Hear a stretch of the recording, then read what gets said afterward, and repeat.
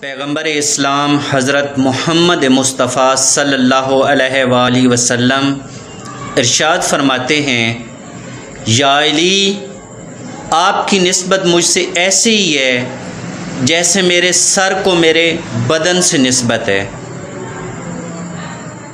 پیغمبر اسلام حضرت محمد مصطفیٰ صلی اللہ علیہ وآلہ وسلم ارشاد فرماتے ہیں، زیادہ مزاح انسان کی آبرو کھو دیتا ہے اور زیادہ ہنسنا انسان کے ایمان کو نقصان پہنچاتا ہے، جبکہ جھوٹ سے چہرے کی رونق چلی جاتی ہے۔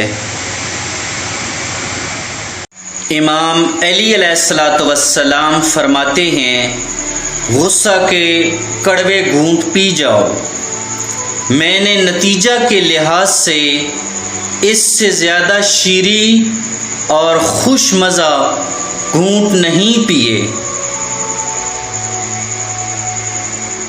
امام علی علیہ السلام فرماتے ہیں، انسان کی جہالت کے لیے یہی کافی ہے کہ جس قسم کا کام وہ خود کرتا ہے اسی قسم کا کام دوسروں کے لیے برا سمجھتا ہے۔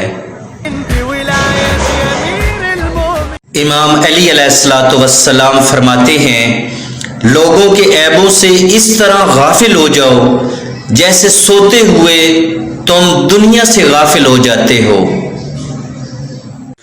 امام جعفر صادق علیہ السلام فرماتے ہیں، جب بھی تم کوئی تحریر لکھو تو بسم اللہ الرحمن الرحیم سے شروع کرو اور بسم اللہ کی سین کو دندانوں والی سین کے ساتھ لکھو۔